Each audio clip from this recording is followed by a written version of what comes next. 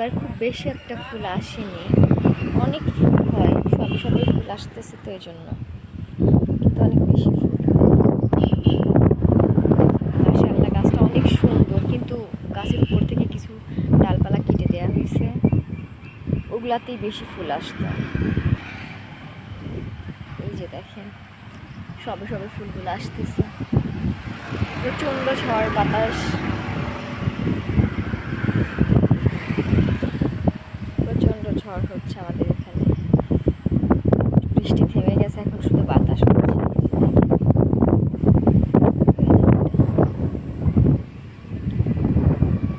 এটা আমার বাড়ির সামনের রাস্তা।